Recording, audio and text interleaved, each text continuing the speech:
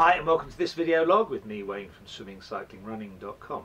Well, this week we're on our last week of our Cape Verde trip, where I was trying to improve the running form of my wife Shelley. We're going to go to the computer immediately and we'll just take a little review and then we'll come back. So this is Shelley running on the 31st of January. And I think that style is quite nice and smooth. We've got a fairly fast footfall. And if I slow that down, you can see she's landing now on a mid-foot strike, and she's got some heel raise when she does the recovery.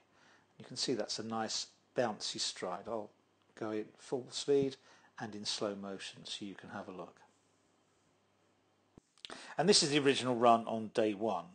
And you can see we've got much less of a heel rise on that. We're also landing on the heel. You can see it's heel first, then toe down. And the hips are actually rocking much more than they were on January the 1st. And you can see there's a stop-start motion to that we don't have in the other. And if we put the two styles side by side and just slow it down, we can see there is a difference in the economy of movement from one to the other.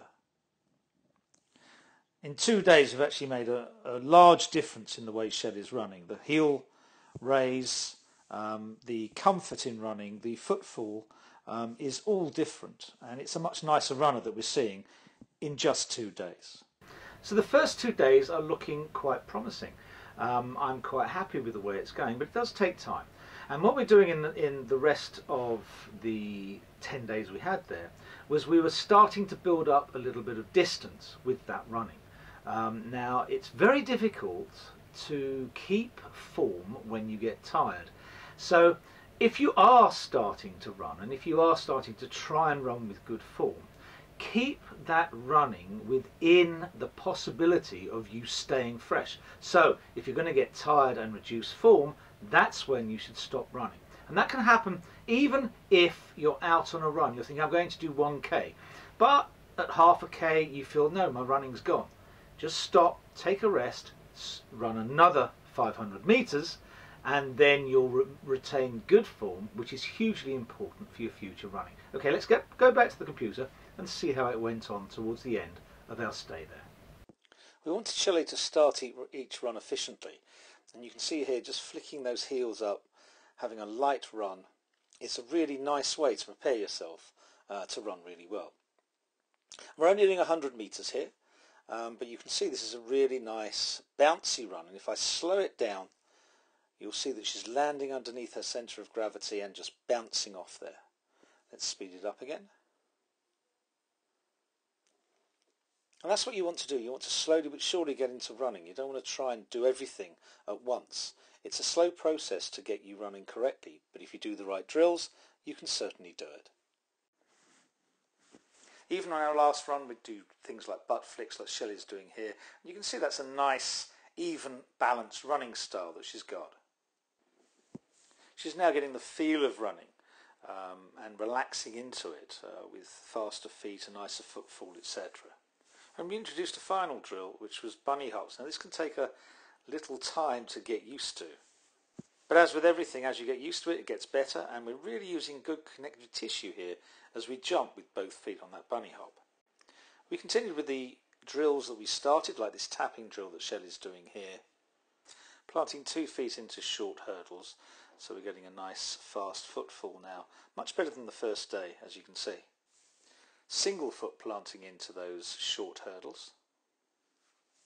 And then we began to extend the distance between the hurdles, starting with 2 feet in each hurdle. And finally with 1 foot in each hurdle, really trying to extend Shelley a bit more. What we're really trying to do is to get her to drive off the back foot. And if I slow this down, you'll see what I mean. She's really driving there instead of just shuffling along. And all that meant that we got a fairly smooth runner when Shelley was out on the road. Here we were doing 100-metre sprints, which Shelley's not used to doing, but you can see it's smooth, it's fast, and it's quite even and nice running. So we think Shelley's running a lot better than she was originally. You can see she's driving off that foot. She's quite relaxed, and she's actually running with a smoother style. And that's what this 10 days has been all about.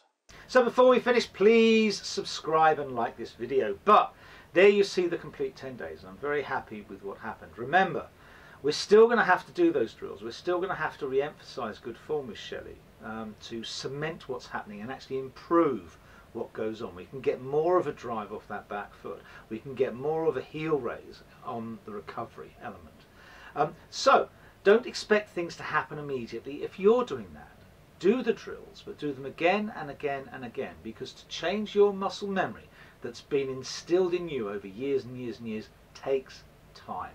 You're not going to do it overnight. Don't expect something to change just because you want it to change. You're actually going to have to work towards that change and force it on yourself. Okay, hopefully you've enjoyed this series. We will come back to running shortly. I do want to do more with the drone as well, and I might get some of you involved in that. Okay, have a wonderful week. Enjoy your training. Enjoy your racing if you are. Keep well. See you soon.